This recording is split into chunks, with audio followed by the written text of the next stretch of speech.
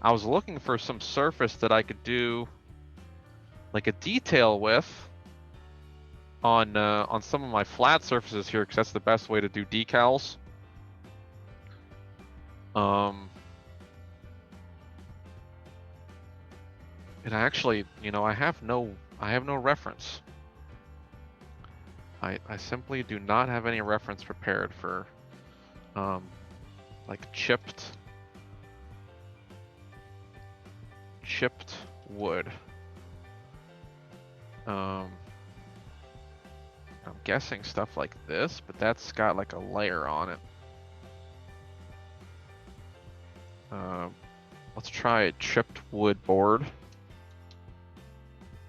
Trying to find something I could do like a floating decal for here. That's gonna make sense, hopefully. It's cracked. This is all CG too.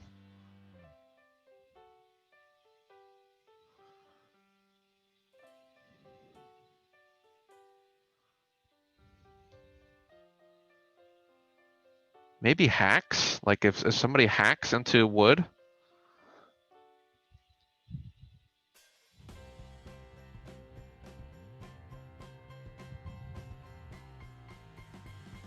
What do you think? This is good. This is some good stuff, right? Because it's not, I mean, what I'm trying to do here is something that's not going to follow the wood grain, because if I follow the wood grain, then it's something that I should just put in the texture anyways, right? Like why, if it's already part of the wood grain and I can't place it wherever I want to, then it's kind of pointless. This is the kind of stuff though that this is the actual center. You know, we can see the knots in the wood there, so that definitely seems like the end of a wood or a knot. So that isn't that great, but the one I did have earlier wasn't too bad. So I'm gonna see if I could do cracks in wood maybe, and see how that works. Where was that one I was looking at? Maybe. No, this is all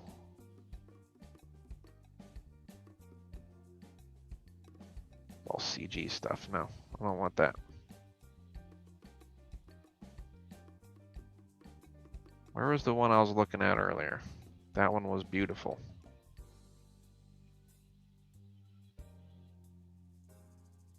Splits in wood.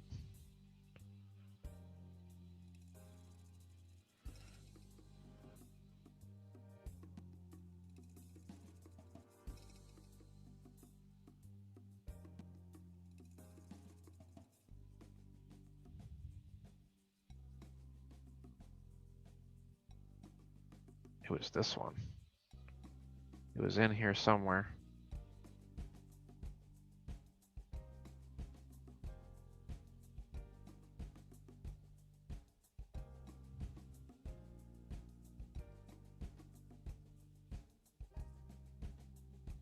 Okay, if anybody's watching recording, just feel free to fast forward through me searching through things.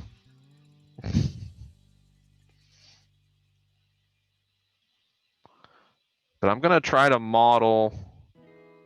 You know what? I need nails. I should just do nails, really. Why am I wasting my time with cracks right now?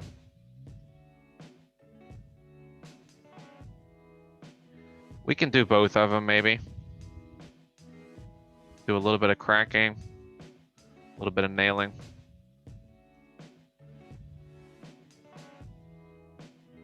Man, there was one that just had these huge cracks in it, and it wasn't following the wood grain at all. Sorry, this is just bugging me now.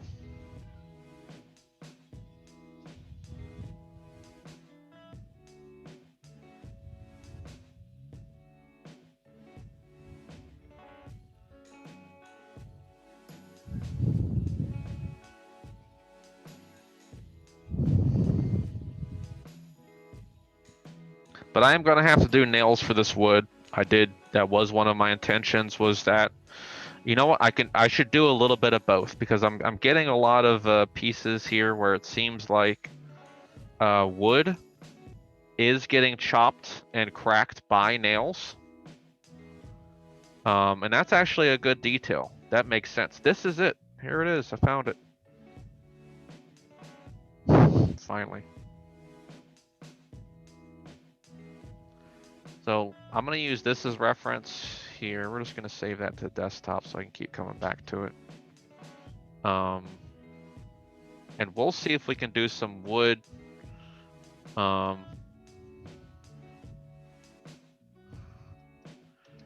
Cracked wood board nail. Staples. Ooh. Staples are cool too. Staples are more or less what you're probably going to get for the shingles, actually. Man, I'm getting all kind of good ideas now. And I can actually cross over boards like that too. Ooh, good ideas. Good ideas. Keep it.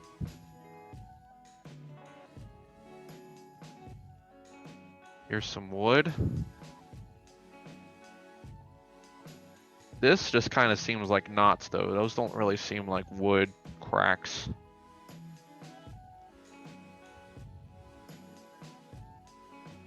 This kind of gets the job done.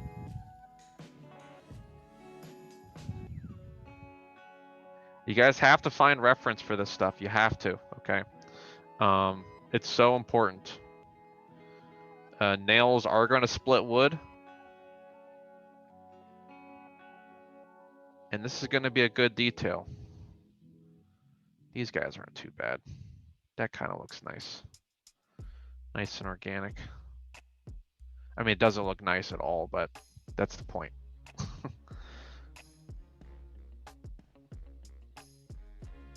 Okay, so we'll go for something like that. Really, really rusted and nasty looking nails. There we go. So I'll save this image too. These guys are all on desktop, right?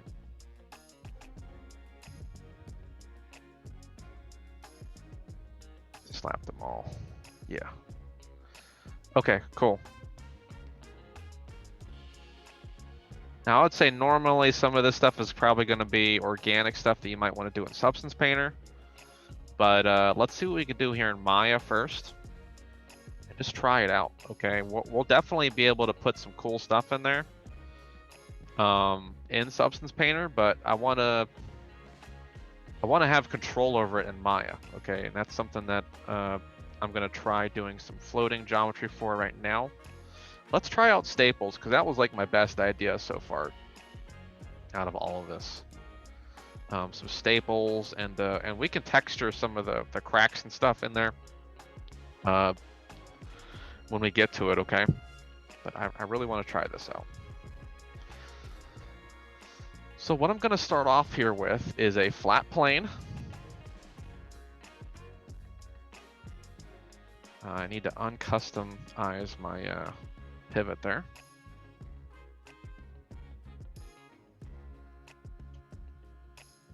I need to move my stuff around. Where'd my plane go? Did I get a plane? Is it down here? Like really tiny or something? Where'd my grid at? There it is. There's my buddy. Okay, here's my plane. How much topology do I need? Not a lot. In fact, I'm probably going to build this thing off of the staple. So I really don't need any polygons for that plane. Just leave it as is, right?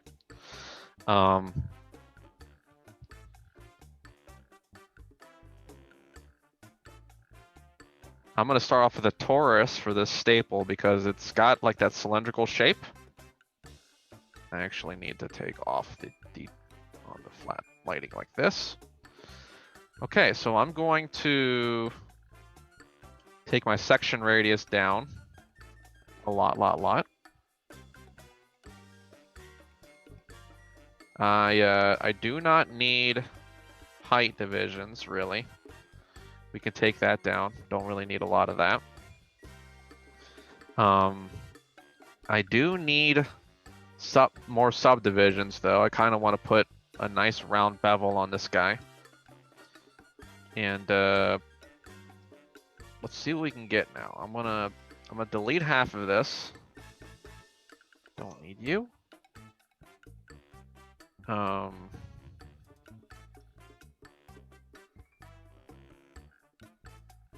Just delete a lot of these guys too here.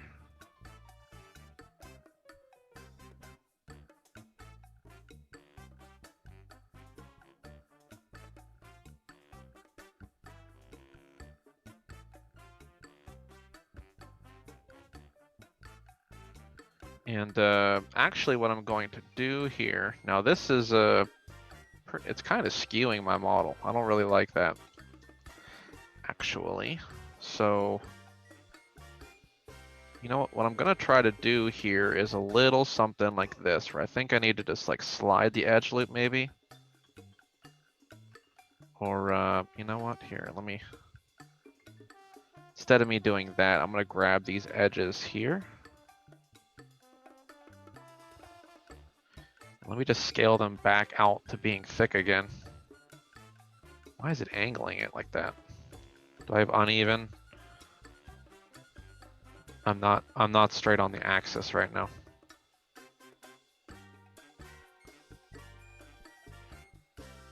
Let me make sure that my stuff is set to component. Nope. Maybe world.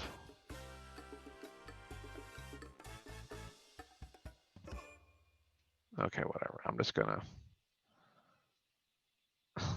switch it around like that. Now I should be getting some kind of even stuff going on here. And then I should be able to do some sliding around here and seeing if some of this stuff is gonna kind of treat me right, maybe.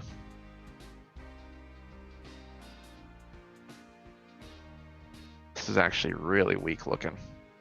I'm not too happy with it so far. All right, I'm giving up on that one. Let's try a new method. I'm gonna start off with torus again. And I'm gonna try to extrude it this time. That's what I should have done. I'm such a silly person for doing it these weird ways. All right, so what I'm gonna do now, I still don't want all that height in there. That's too much. Let's make this thing simple so I can control it. Nope. I'm gonna do my chain method here, where I'm just gonna extrude. Actually, here, let me do this first here, because I don't like that stretching geometry that happens. Just extrude this guy out flat like this. And I'll grab an extrusion this way as well. Just get a little bit of length to my staple, and then just delete. What is that? What have you done?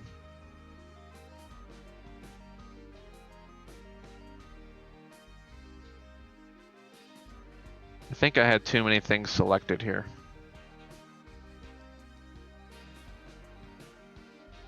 All right.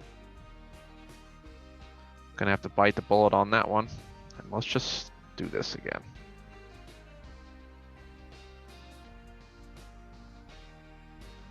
My angle's too light for this stuff anyways. Extrude these guys down like this, and now I got my little staple shapes there. Yeah, I'm really uneven. Oh boy.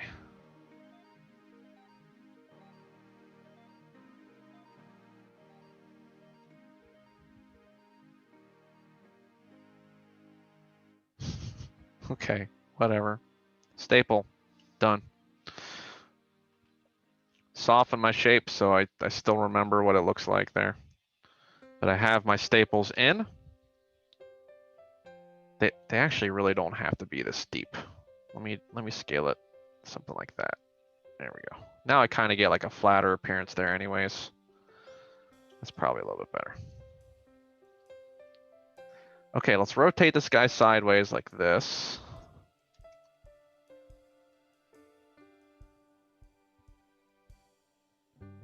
Depth-wise, you know, I want some of these to be like, to be stuck in the wood a little bit and some of them to be coming out. So I'm gonna make some variations of this and see how it goes for me. Freeze transformation and delete history and all that good stuff there. But here's what I'm gonna do. I need to duplicate this guy so I don't have to make multiples of him.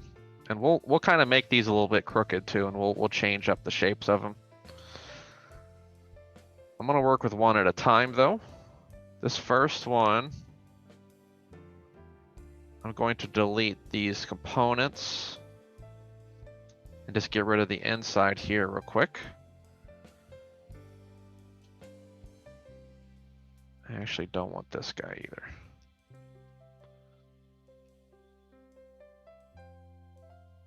I'm just gonna sink in like that much. I'm gonna take this whole guy and extrude him up and like make that hole happen now, right?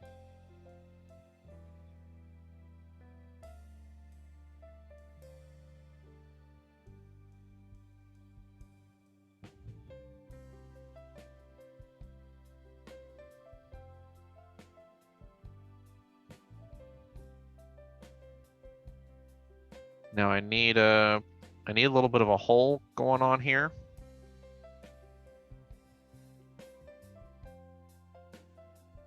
Here, let me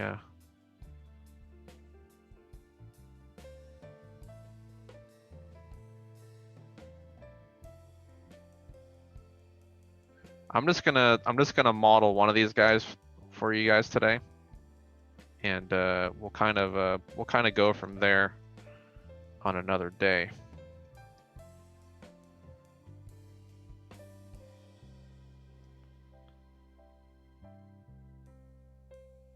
Just kind of snap them in place. Merge those vertices together.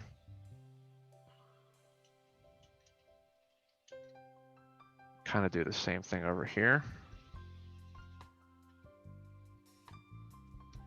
Extrude them up.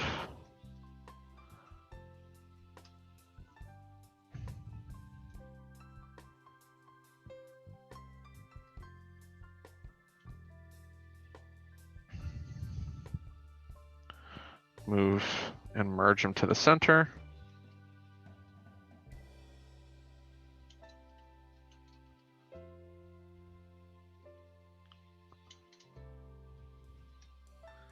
I feel like I probably went a little bit too high with my outside bevels there. Let's do one more extrusion like this. And I'm just going to completely flatten this one out. Well, not completely.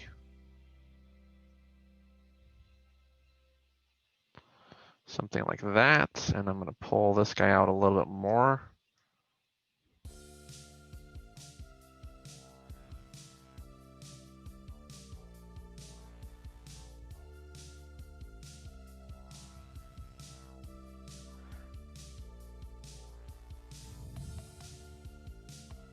I'm just going to build up this hole completely flat like this. And I'm really just like reverse engineering this thing. And let's just get one more for that exterior flange, that exterior shape. All right, now this is going to be my floating geometry then, right here. Something like this. We'll see how this works out. Let me know if you have any questions on what I'm doing right now too, because this is going to be a little bit weird. I've never done something like this before. But we all need to try these things. You know, truthfully, this guy, this one's a deep one. I'm gonna do another one too, where I just kind of This one I kind of modeled off of that shape. This next one I'm going to do is going to be a little bit easier. Once again, I'm going to duplicate this guy just so that I have some copies. This next one's going to be a lot easier though, because I'm just going to take a shape like this, detach it, and get rid of these guys. I'm going to flatten it out like this. Probably pull it up a little bit more. And from there,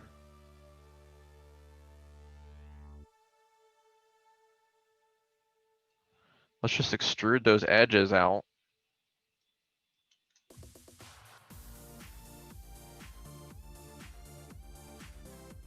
Let's try offset.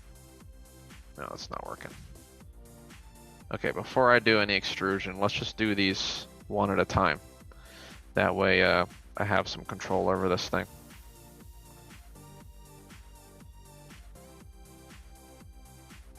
Okay, and I'm gonna hit G just to activate it again. And kind of start just making my hole off of these guys. Like that.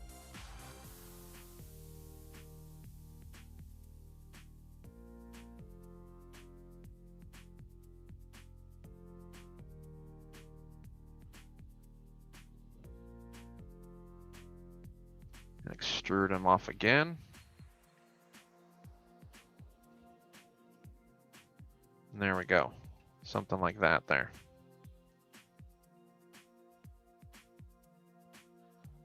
Extrude.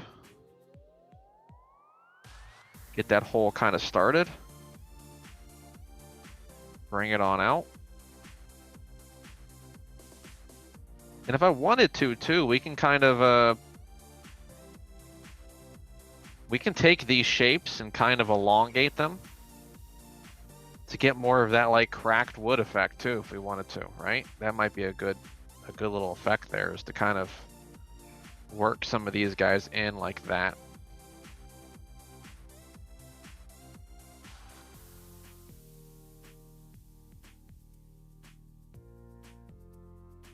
Just kind of extrude it out.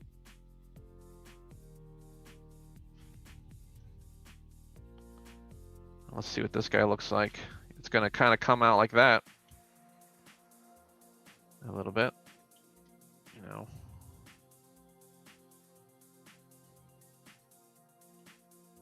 So I'm gonna need some tighter creases in here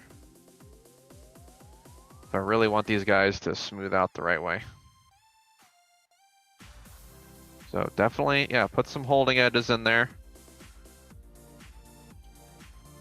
This is just not tight enough of a crease. You know, I'm probably gonna need something like this going on.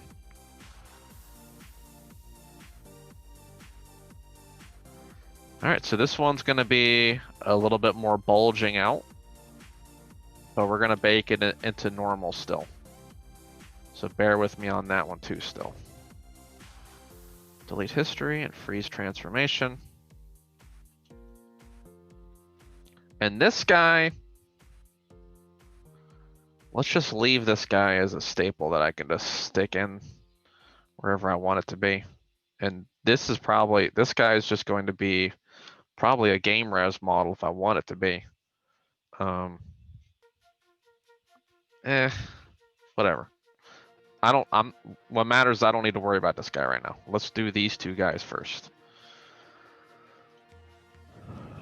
And just to save time, I am going to have these little characters now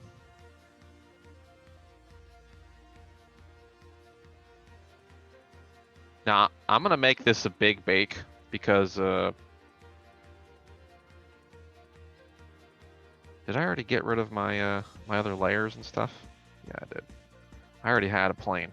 I don't need a new plane. I'm gonna save time here and just bake these guys on there. And what you can do here, if you're doing something environmental like this, we can have a nice dense or a nice big envelope for this, because what we're gonna do is this envelope that we're making,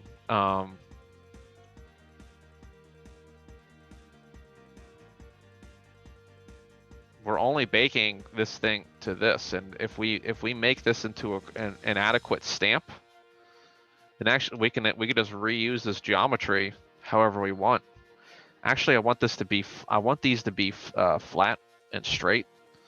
So you want to line this up with the topology the best way possible, because that's actually going to keep the model, the texture from aliasing too much, and that's something I do in fact want. I do in fact want that. So this guy is going to have to be a little bit bigger. I'm not going to stretch out any UVs or anything. This guy I want flat. I didn't model it flat though. Shame on me, right?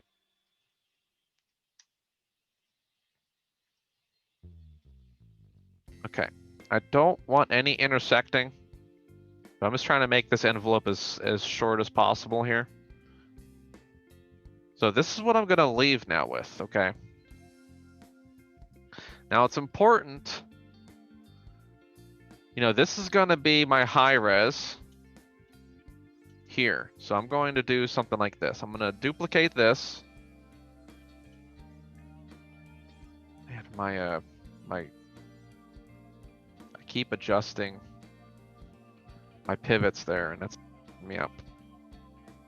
Steven's coming in.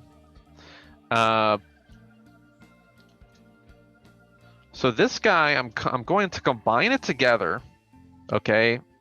And the reason I'm combining this together is simply that if we're using the match by mesh name, you need to make sure that with that name match by mesh name, that things are named the same for it to work the right way, okay? So I have to combine these shapes together and name it staples underscore high. And this is going to be my game res.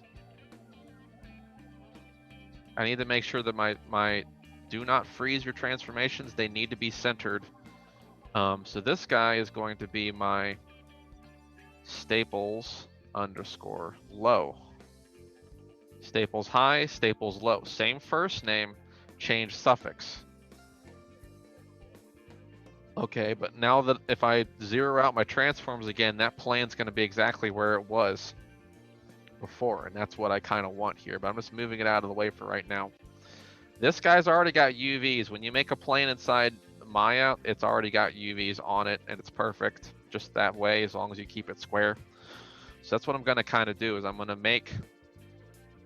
make this guy actually be like a stamp that I can use and reuse over and over again, kind of thing.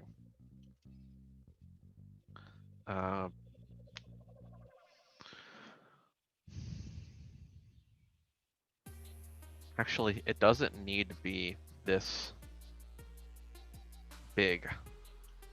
Like my bucket shape is going to be another baking thing. So let me reduce the resolution of this down so that way, ultimately I'm going to have to rebake this again probably. I don't know.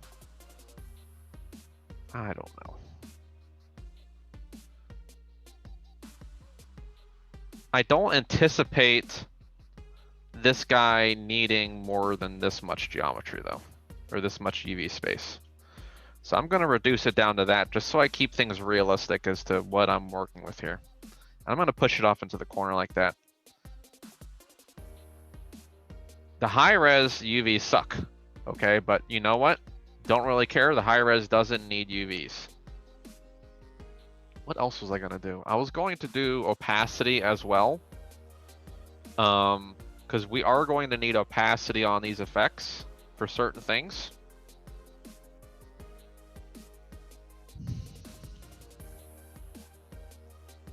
And I'm going to have to bake an ID map for this thing.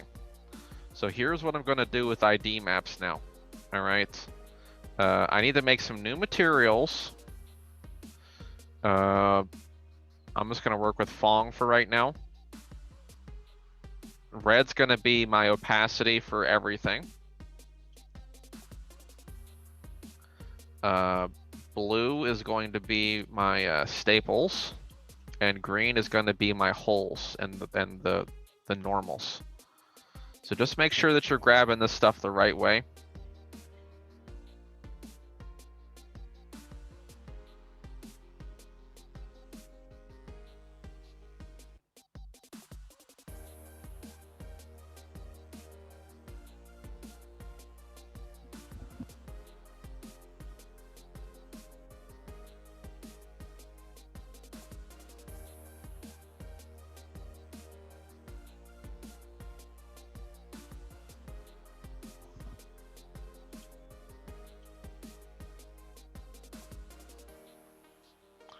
Okay, so I'm just trying to, it's probably easier if I just grab the nails from like a nice orthographic view.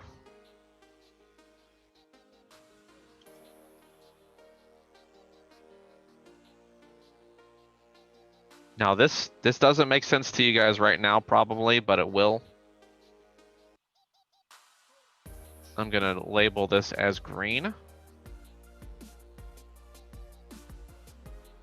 Did I, seriously?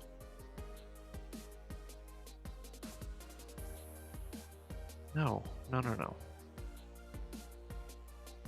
Make this one my green Lambert, please. There we go. But this is called ID maps.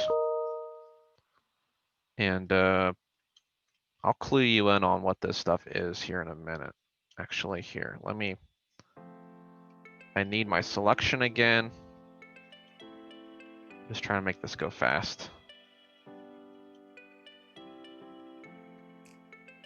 Make sure I have all my green stuff selected.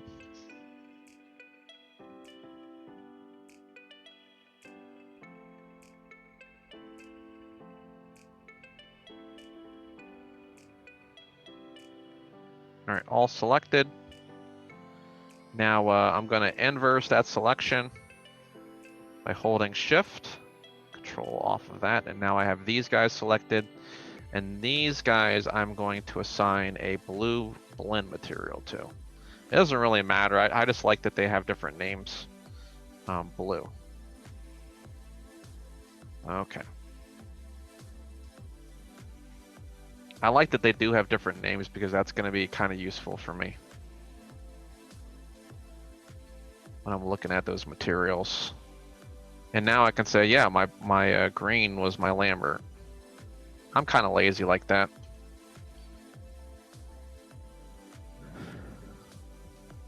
I'm not a master namer. Okay, I'm just gonna assign this whole guy to my Lambert here. And let me see, yeah, look at that. So the way that I kind of made my geometry here. Oh, that one doesn't work. The way that I kind of made my geometry, I got these obvious loops of geometry there, so that's good, actually. This is just gonna make things really easy for me to mask things out in Substance Painter. So now I can put that blend 2 on here, grab this guy and do the same thing. Okay. There we go.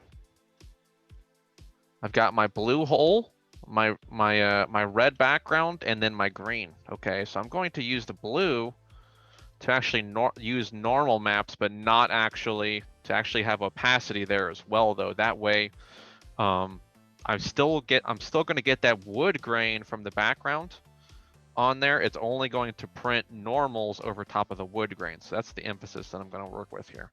We'll see how this works. Okay, so I have my 3 materials set up. Only have 1 material for the game res. The high res gets multiple materials. The game res does not. Okay.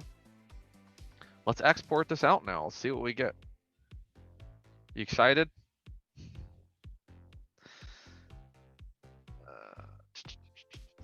Let's just do this to the desktop, save some time. Staples game. Smoothing groups. I don't need tangents and binormals. We're gonna make that ourselves. reference, instances, I don't need any of that stuff. I'm not triangulating. A lot of this stuff I don't need besides smoothing groups. That is important. And I'm not exporting animation. No, no, no. Okay, Staples game. Now my game res is done. Let's select my high res now. File, export selected. Staples, high. Export selected. All right, so I'm going to save my scene here on my well.